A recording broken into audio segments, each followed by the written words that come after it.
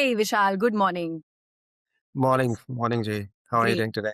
I am very well. It's great to have you here. I've known you since your days at TAC, where you were leading finance across APAC, and I've always admired the way you combine your sharp financial thinking along with the business understanding. So I'm really looking forward to this conversation as we talk about your journey and what it takes to be a global CFO today. Thank you very much. Pleasure is all mine. Great. So the first thing that I really want to understand is that you focused you worked across geographies like India, Singapore, Hong Kong, Middle East, and also led APAC finance roles, right? And now you've transitioned into a new role at Trosmic. How has this global journey really shaped the way you think as a CFO?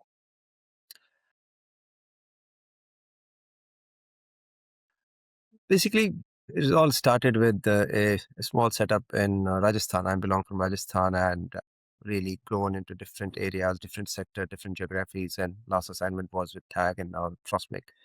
So if I see back and I've really worked in different setups, whether it's multinational companies or Indian conglomerates or founder-driven businesses, it has really kind of given me an opportunity to really learn new businesses, establish connect with business, and then really try to add value in all the spheres of finance as well as business. And when I moved to the global roles in Striker, that was the first opportunity I got for the global role. Striker was into medical device business, and then Tag, and then the way happened. What I feel now is that we have to think globally and execute locally. So all the things like global setups, global requirements, policies, procedures, strategies, but ultimately it all boils down to the local execution, what we need to do in the local market. Yeah. And another learning was the big learning was one size certainly is not going to fit all the businesses. Every business, every country, every kind of dimension is so unique that you have to understand the requirements and then try to fit into the local thing. And that's what I think I've really learned in different setups and different industries and different geographies. And the most important thing is all about people. Mm. We can talk about processes and strategies and all. And culture eats strategy at lunch, as people say. So it's all about people understanding and establishing connect with the local people there, understanding their cultural sensitivities, and then connect with them and then get the work done. So I think it's really helped me uh, shape my entire journey, my thought process, and this is what I am today. I think I'm really enriched and spending around 30 years in finance in different geographies, establishing businesses, growing businesses, and having solid friends all over the world. So really glad.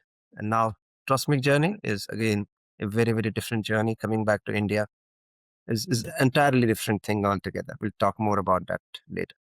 Amazing, amazing. No, very, very enriching journey, like you rightly said, you've had. So, I mean, just curious to know, was there a point in your career where, global exposure fundamentally changed your leadership lens?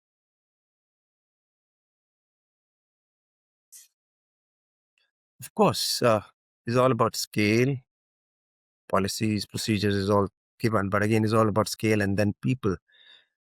When I joined my first assignment, international assignment in Striker, when I was the emerging market finance transformation director, my role was to connect with all the countries under the scope and then try to do streamlining of the processes, standardization of the process. So I visited all the APAC countries, did lean studies and process improvement plans there. So what I realized about is everybody is trying to do their best and they're trying to follow the rules of the game, but again, they're all different. So it has really helped me to understand that the cultural issues, the local issues, the thought process behind what they are doing and how they are doing is really different. So it has really helped me to be more adaptive, having more empathy towards the situation and trying to put myself in their shoes and understand why they are doing so. And this is the way they have to manage. So yeah, it really helped me to really change my mindset to really, empathy certainly was the most important thing I've learned dealing with the different cultures and people there. Absolutely, that's a great point. I think empathy is what changes the game for a great Yeah. financial leader or any leader for that matter, right? Great. So you also shall worn multiple hats, right? From a controllership and compliance to, director of operations as well, right? Help us understand how does having operational exposure changes the effectiveness of a CFO? I always believe that finance is never a policing function. It's all about business support and business partnering. And I fundamentally believe that to be a good accountant and a good finance person, you need to understand business very well. And what is accounting? Accounting is simply recording of business transaction as such in the theoretical definition. Having exposure to operations and businesses really helped me to see the business from finances lens. It has really helped me to understand the story behind the numbers. And if you see, the core business processes are P2P and O2C, order to cash. It starts with the customer giving us an order and then it ends when the customer is paid the money. So the entire back office process, O2Cs, are driven by operations and the back office people. And everywhere in every stage of the process is a direct finance linkage. So having that understanding of the back end processes really helped me to understand the linkage between that process start and the ultimate revenue number. I've really taken a step forward in that aspect and created a finance for non-finance leadership as well as the awareness program for all my operational people in mostly in the last three companies, and I've trained around 3,000 people. What I feel is if operational people understand finance well, Mm. what are the checks and balances, why finance is asking for this process steps and all, they will be able to do a better job, which will ultimately help finance team. So having that exposure of operations and the back office function have really helped me to streamline, integrate the finance as well as the operational piece. And then it helped me to really understand the story behind the numbers. I'm not explaining the numbers. I know why this number is Yeah. this way. So that has really helped. Amazing, amazing, great. Now you also set up and led finance shared services teams, right? Including 1,000+ strong setup at your previous organization. From your experience, what do you think are the biggest mistakes organizations make while setting up a GCC? Right, India is a hub of GCCs, right? So I think that piece will help a lot of organizations. The first thing comes to mind is cost arbitrage. People think that GCC is all about cost arbitrage. They want to save money and by transferring roles to India. That is not true in my view. It can be a short-term thing, but to get the long-term sustainability and utility of the GCC, it has to be beyond the cost arbitrage. And as I said about striker experience, I took 6 months to really understand the processes in different APAC countries and then standardize the processes. And then we went out and outsourced our services to Genpact. So lack of process standardization is again one of the core issues people face. They really want to do a lift and shift. We'll do a lift and shift and then we streamline the process later when all the processes are sitting in a GCC setup. That is not the right approach in my view. We have to spend time in streamlining the processes prior to GCC setup. If the processes are standardized, it's much easier to migrate the processes to GCC and GCC can be more effective. So you'll not have those initial teething issues and whatever, all can be avoided. And third, and the most important thing for me again is people. I come back to people again and again because people is the fundamental to my core leadership philosophy. People like we can't treat the GCC people like is a factory or is a shop on the factory. So they are all people having their own career aspirations and their or plans. So career path, learning and development opportunities for all the people working in GCC have to be thought through. So, and if you don't do that, then you lose good people. And we always say that it's process driven business. But again, you need good, solid people who have got good understanding and historical knowledge as well. When you're setting up a business, and if don't have people who have got references or historical context, then certainly you tend to lose that aspect. Yeah. So people certainly is another big consideration we have to consider. Interesting, very interesting. Great. So, in light of that, how do you ensure that shared services move from cost centers to value creators? Right, you were mentioning about how the focus comes in on cost arbitrage. So, how do you ensure that that shift essentially happens? So GCC have a unique position that they have got the complete back office managed in a GCC setup. They've got the full access to all the data points. So how we can leverage GCC is like center of excellence. Like for example, in finance, we have created center of excellence for treasury, taxes, financial reporting. So we have got a pool of people who are managing this and they are the subject matter experts there. So certainly GCC can be leveraged for a strong center of excellence. Analyticals, as I said, huge access to data. So it can be an analytical engine for the entire organization. So you move beyond arbitrage, and then this group of people are doing the analysis for the entire group. And automation nowadays, AI automation, is much easier to implement all this technical advancements or AI or automation tools when you are having everything standardized in a given setup. So it becomes much more easy for an organization to really implement all the initiatives there. So I feel center of excellence, analytical abilities, and automation certainly are the things we can really leverage GCC for. During COVID time, when I was in TAG, even we have gone far ahead and we have migrated all the core operational and finance roles also to India. So in TAG, all our finance roles for English speaking countries in Australia, whether it's Hong Kong and Singapore, all were managed out of India, even head of finance and finance director level roles. So we have really taken the GCC beyond that and really supported the business that way. Great. That's great to know. Coming to the next piece, which is also your involvement in M&As, integrations, and carve outs. Specifically, also some very high impact transactions through the course of your career. Very keen to know what, in your experience, is something that separates a deal that truly creates value versus one that really just looks good on paper. Yeah, I've done a few deals in TAG, and I don't want to disclose much, but again, there are a few learnings there. I myself have structured some deal differently. So based on some of the learnings there, I feel that post-merger integration is the most important thing. Many times deal looks great on numbers on the paper and then all synergy benefits you get. But if you don't have a strong post-merger integration plan, then certainly we are going to face challenges. And we face challenges in some of the deals there. So synergy, when we make plans, we value the business, we feel that this is the synergy we are going to realize. And many times if we don't have good tab on the synergy tracking, that is also another issue that we assume that X million of synergy will come and it's not coming. So you have to have regular monitoring and planning and monitoring and kind of execution of the synergies, how we are going to execute that. And then people and culture. Again, we have decided to acquire the business. And if we have not considered the people aspect of it, what are the aspirations of the people? Who are the key resources? Because we have acquired a few businesses which were founder-driven businesses.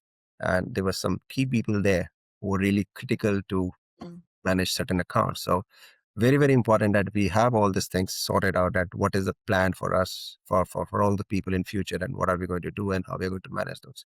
So in summary, post-integration, all the merger integration discipline is absolutely required. Synergies, tracking, and people. These are the three things I would say.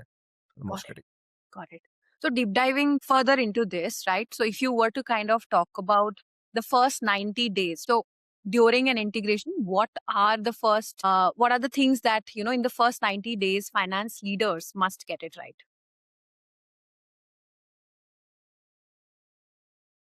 I'll again start with the people. If we are acquiring a business, we have to understand the people set up there in the finance function, of course, because they carry a lot of history. They know a lot of history. So a people plan, people connect has to be established very, very strongly in first 90 days.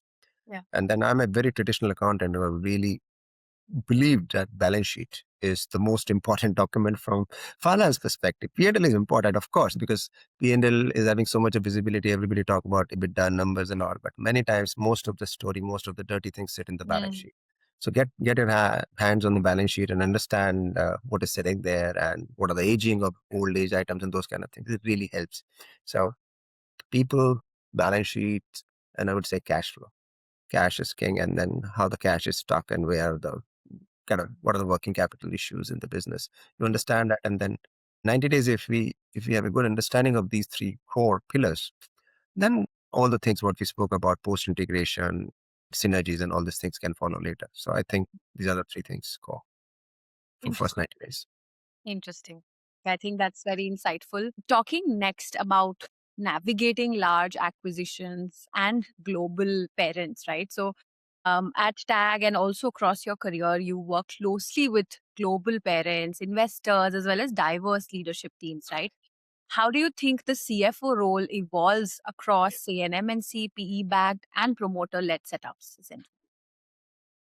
It's basically different in every aspect. So I worked in setups where Indian companies starting businesses and then moved on to work in global multinationals starting businesses in India. And many times they started business, it was not doing well. So I got involved in the business structuring and, for example, LeasePlan. LeasePlan was a global company, Dutch company into leasing and financial services.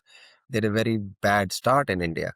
It was a financial joint venture, and then we have to change it. Similarly, Striker, again, bad start. They had 3, 4 local tie-ups to sell their product, and then we have done the business structuring. Tag was, of course, at APAC level, is much, much different, where focus was on demerger and then acquisitions and then the sale process. So I managed all the roles, and what I feel that the role is really evolved, but ultimately the CFO has to work as a bridge between the parent company and the local business. And again, it boils down to the local people, local culture, and local sensibilities. We have to understand the requirements, the global expectations, and then how we have to drive the business, and then fine tune it to the local requirement. And expectations are different. Like, for example, Software One was a founder driven business. There were 4 founders who really wanted to grow the business, and expectation there was to really integrate, do a scale and growth kind of setup there. And they acquired a business in India as well, a similar size business competitor. So yeah, again, the role is really going back to the same thing, understanding the expectation, understanding the organizational objectives, and then fine tuning it to ensure local delivery. I would say that. Mm. Got it. And as a CFO, how do you essentially manage stakeholder expectations across, promoters, global headquarters, and local teams? Because more often than not, these are different expectations, right? Yeah. So first thing is why. I would like being in a finance director role since 2001, almost 25 years in that role where I have to manage compliance versus growth scenario balancing. So balancing act is very, very important. Mm. And how do I really follow it? Like why? So if I have stakeholders, I have to explain them properly why this is required. Is if you have a policy, global policy, we want to implement it. The most important thing for me is to understand my stakeholders, go to them and explain them why this policy is required and how can I help them to implement that policy. So why and how you have to fully involve, and then the result will happen. Mm. So again, I would say is a balancing act, very, very delicate balancing act, managing the expectations. There are varied expectations, local business salespeople, they want to really grow the business, profitability challenges. So again, finance plays a very, very crucial balancing role in understanding the global expectations, the organizational objective is always supporting the local businesses and teams and really ensure that. And again, as I said, finance or non-finance, that has really helped me. I've trained around 2,500 people, mainly all sales and operational people. Now, by doing that, they have a direct connect with me. They know that, okay, why finance is behaving that way, why we have this policy. So I've used my finance for non-finance knowledge series to communicate all the key important policies. That has really helped. And then if you explain them that why this is required, so I think everybody wants to follow it and they don't have any intention not to follow it. So again, connect with the business, understand their issues and try to resolve the issues. So it's much easier if you have that approach. Very interesting. Very interesting. Great to hear your perspective on that. Lovely. Next, I want to double click on the new chapter that you've taken up, right? Which is building Trosmic, right? This role that you've recently moved into is essentially an investor relations focused role, right? Very curious to know what drew you to this opportunity at this stage of your career.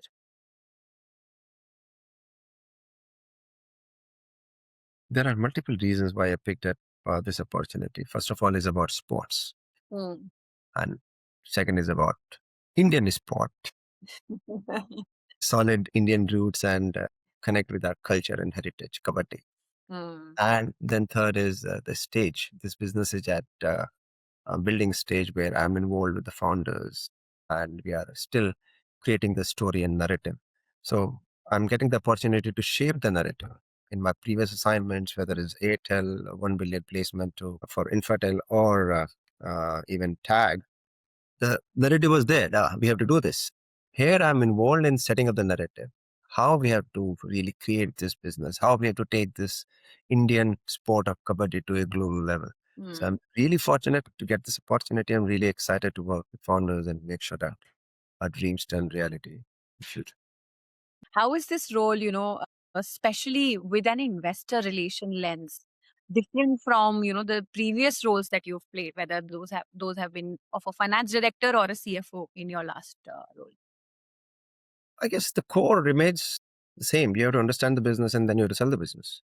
Mm. In my past roles, whether I've done investments or acquisitions or even integration, you Mhm. need to understand the business. And I'm a business manager. I'm not a traditional accountant. So if you Mm. understand the business, then you sell the business. Here, it's again the same thing. We are still creating the business, how this business will evolve, what are the things we can do. We are creating some infra projects as well for Kabaddi, along with the Kabaddi League. So what all we can do there. So this is a complete package what we are designing. And once you understand that this is what you have designed, and then it's just a matter of your conviction to take it to the investors and try to get money for the investments and all. So I guess the core remains same, but again, differently is like it's not a normal reporting financial compliance role at this point in time. Mm. It's much ahead, and yeah, maybe I'll get involved in finance later once we get all the money.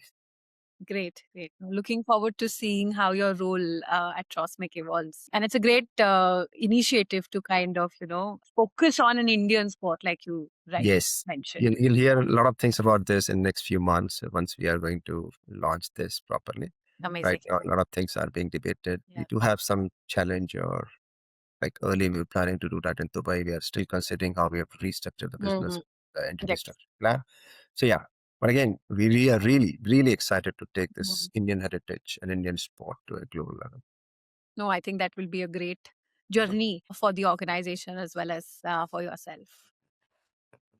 Great. The next segment essentially is to really understand risk compliance and governance as strategic levers.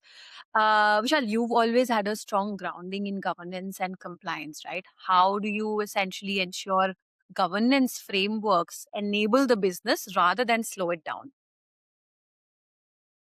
I have few principles what I follow. One is WCS, and I learned this principle is one of the board games I was playing with my kids.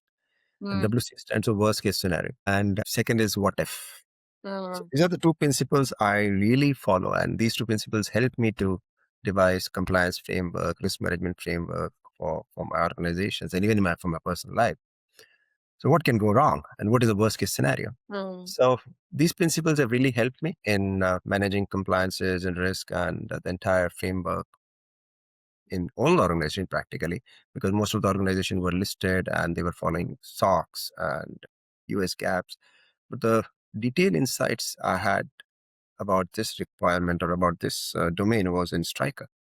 Striker was still a medical device company listed in US and bound by FCPA, Foreign Corrupt Practices Act.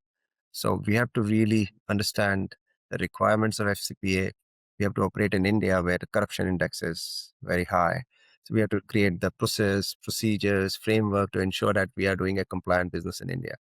So again, the WCS principle and what if principles have really helped me that what can go wrong in this process, right? Let's list down all the things which can go wrong, and then you create a mitigation strategy. What are your remediation action? How you're going to manage issues and risk?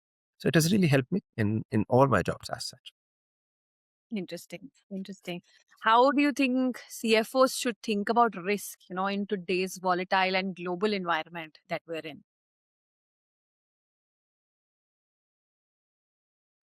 Whatever we plan, like things are going in a directions. But again, you can always create a plan for yourself, like what are like currency risk or regulatory issues or geopolitical risk. And I feel that cash flow is the core. Mm. Even politics matters is cash flow, which is driving all the issues. Like in the current war as well, we know it's all Yeah. about cash and oil and cash. So from CFO's perspective, is all about first of all understanding your business well, understanding the risk there, and create a risk plan. Whatever you can visualize and whatever you can think, you have to create that plan. And if things are beyond the control, like what has gone in recent times, then you have to be agile and flexible enough to really evolve the strategies and try to manage the business in the best possible way. Mm. I think that's That's going to be very helpful for a lot of people who are trying to navigate in today's day and age. Some of these nuances. Great. I mean, what advice would you give to finance leaders aspiring to become a global or APAC or just global CFO, aspiring to take up those global roles?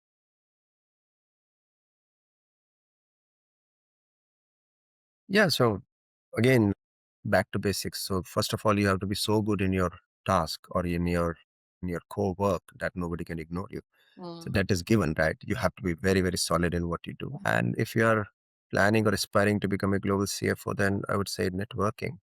If you're working in a multinational company or even in a big Indian company where you have foreign offices, create your network Mm. beyond your finance community in business in different locations so that people know you, people know what is your worth and what can you add, what value you can add there. So creating a network, not on LinkedIn, that's all good, but within the organization, you have to create that network, business understanding that is given. You have to really understand the business. You have to really find ways. What can you contribute? How can you contribute? So these are the few things which certainly, if you really want to grow and become a global CFO, you have to keep this in mind. Lovely. I think that is going to be very helpful to people navigating that. Awesome. Coming to the last segment of the podcast, which is called Rapid Reflections. Curious to know what is one country that taught you the most about leadership?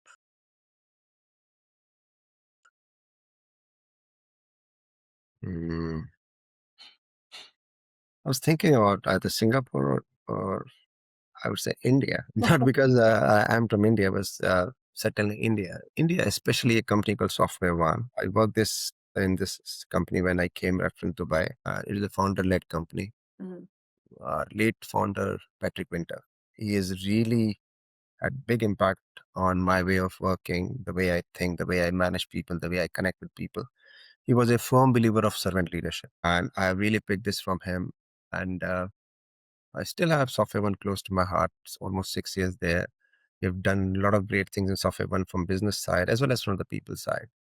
I've built a very strong team for finance shared services there. I still feel that that is one of the beautiful team I've created. Not at other teams are not great, but this is so servant leadership. Certainly, I learned from Software One, and it was in India. So yeah, I would say India, of course. I learned a lot from Singapore and Hong Kong colleagues and interactions stay there, but India still is, I would say.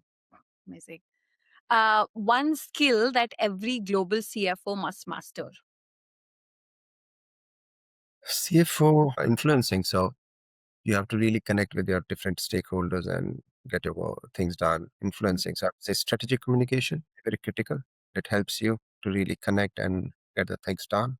So yeah, strategic communication, I would say. Okay. Okay.